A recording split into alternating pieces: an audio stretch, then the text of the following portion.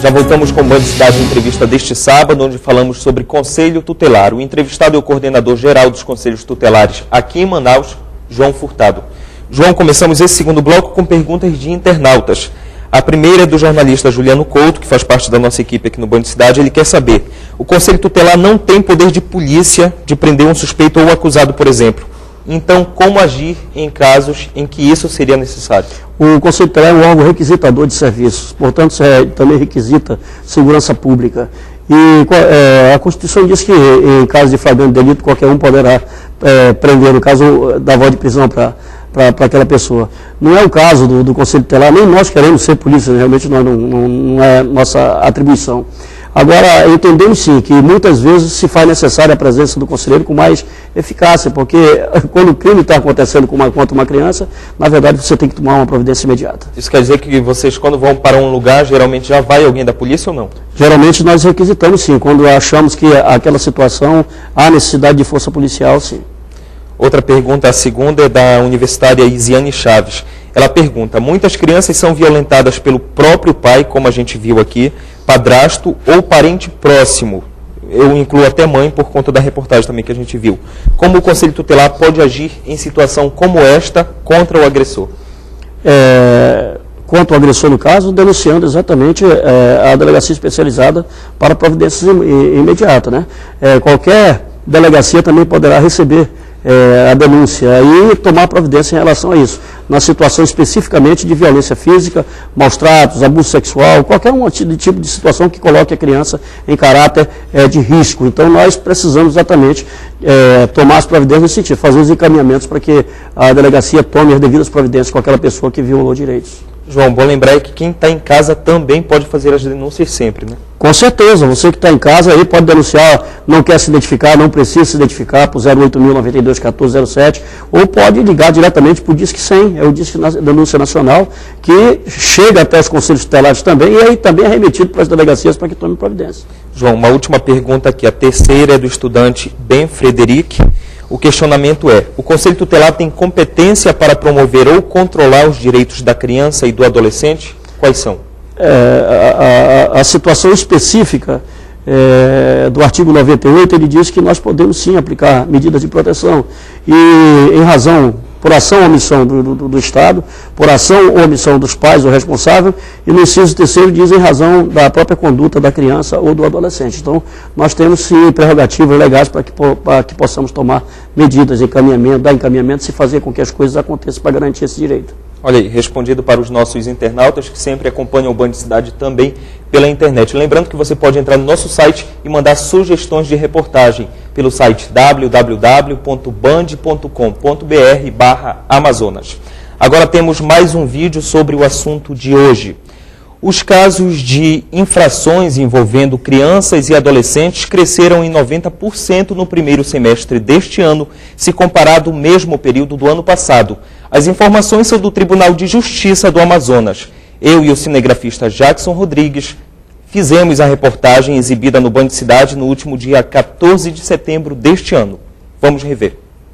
Os números divulgados pelo Tribunal de Justiça do Amazonas assustam. No primeiro semestre do ano passado, foram 152 audiências envolvendo adolescentes. Neste ano, o número quase dobrou, chegando perto de 300 processos. O que a gente verifica é que o número de queixas, de comunicações aqui nessa delegacia, aumenta por causa também do crescimento populacional, da grande incidência dos jovens no ato infracional, do acesso que essas pessoas têm. O TJA ainda revela que a maioria dos crimes é cometida por adolescentes com idades entre 11 e 16 anos. Os mais comuns são roubos, furtos, tráficos de drogas e agressão verbal e corporal. Segundo a Delegacia Especializada do Menor Infrator, a punição aplicada a um maior de idade é a mesma aplicada a uma pessoa com menos de 18 anos que comete um ato infracional. Só que o que muda neste caso, segundo a delegacia, é o julgamento do juiz, que vai decidir de que forma o menor infrator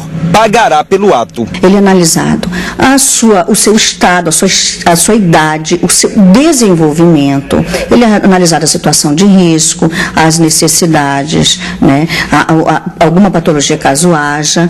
Então, o que muda é a aplicação dessa penalidade que nós chamamos de medida socioeducativa em razão da idade do adolescente envolvido. Nesta reportagem exibida no início do ano pelo Banco Cidade, a quadrilha de assaltantes é comandada por este adolescente de apenas 16 anos. Além dele, uma menina da mesma idade participava do esquema. Tem um idoso que está com o olho inchado, com a cara toda inchada por ter sido agredido por eles.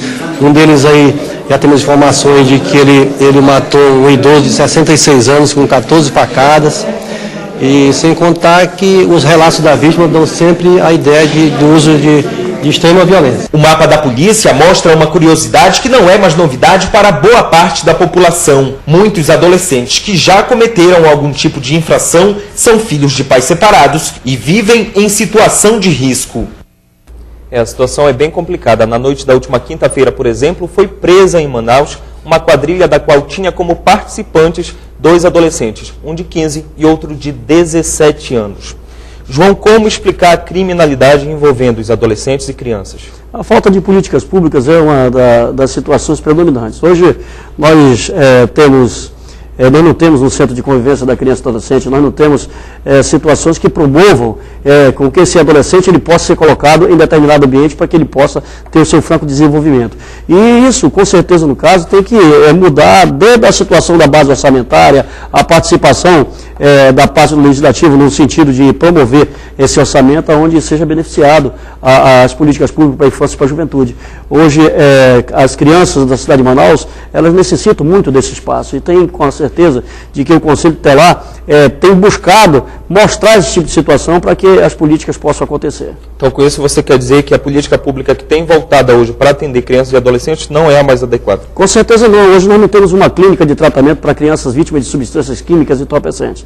Nós não temos esse tipo de tratamento e você vê na reportagem, no caso, a criança lá cheirando do colo, a gente não poder fazer nada nesse aspecto e encaminhamos os casos ao Ministério Público para que ele possa dar resposta e realmente possa cobrar da parte quem de direito, no caso, para que ele possa funcionar com essas políticas públicas. Você disse para encaminhar a justiça. A gente conhece a nossa justiça, é bastante lenta em casos em casos que envolvem adultos, casos bastante graves. Nessa situação, a situação é vista com mais delicadeza por parte das autoridades ou não? Não, teria que ser, a lei diz que é prioridade absoluta do atendimento. Não, com certeza não. Nós temos aí a prerrogativa de várias festas acontecendo na cidade de Manaus que elas não são fiscalizadas porque expede o alvará estipulando faixa etária, no caso. Então, há situações, no caso, que o próprio judiciário ele não tem a estrutura necessária para funcionamento. Na reportagem a gente viu roubos e furtos como os maiores crimes cometidos por menores de idade. É isso mesmo? É uma realidade que está acontecendo na cidade de Manaus. Hoje não temos a agilidade para fazer as coisas acontecerem em termos de políticas públicas e esses adolescentes, no caso, não têm aonde ficar ou praticar certas situações, no caso, na parte de lazer, da parte de educação. Então, o que eles vão fazer? Vão para a rua, no caso, e acabam cometendo um ato infracional ou um delito, no caso como esse, que especificamente que é considerado e é dito na forma da lei como um ato infracional. João, muito disso é culpa dos próprios pais. Já começa dentro de casa. Também falta uma política pública para atender esses pais? Muitos pais pensam que, de repente, o Conselho Tutelar, a escola, vem substituir essa menção. O Estatuto diz que aos pais incumbe o dever de sustento, guarda, alimentação dos filhos, no caso, né, nós de 18 anos de idade. E ninguém tira a autonomia do pai e da mãe, no caso. Nós queremos que eles assumam as responsabilidades que são deles. E essas responsabilidades, no caso, são cobradas todos os dias, no caso, no acompanhamento à escola, o pai indo saber como é que o filho está na escola. Tem muita coisa que realmente está esquecida pelos pais e eles têm que tomar o parâmetro certo, no caso, para voltar essa responsabilidade a eles. Porque muitas coisas estão sendo transferidas para o Estado, quando na realidade a responsabilidade é de pai e de mãe. João, temos uma dúvida aqui da dona Francisca, que trabalha com a gente. Ela quer saber o que é que acontece quando uma criança sai de casa por conta própria ou foi expulsa pelos pais e acaba sendo recolhida ou acolhida por outra família. Há algum tipo de punição para alguma das partes?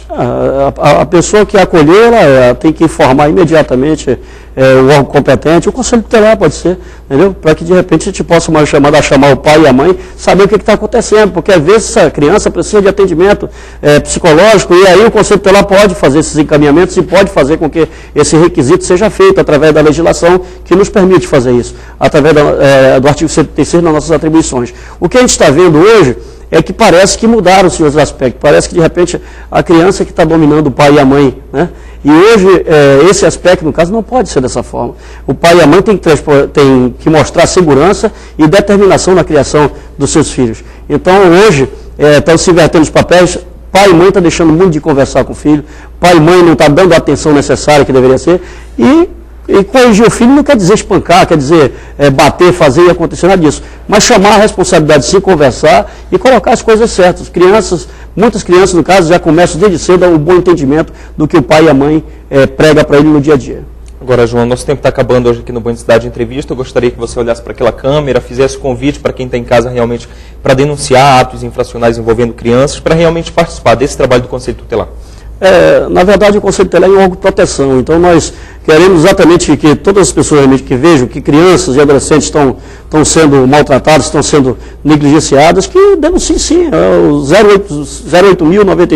08000-92-1407 é o telefone onde pode acionar qualquer conselheiro tutelar. Tem o Disque 100 também, que é o Disque Denúncia Nacional, e pedir para pai e mãe que tenha um Feliz Natal, um próspero Ano Novo, mas que zele pelo seu filho, zele pela sua criança, pela sua cria, porque você realmente é o grande detentor do poder legal e legítimo de ser pai e ser mãe.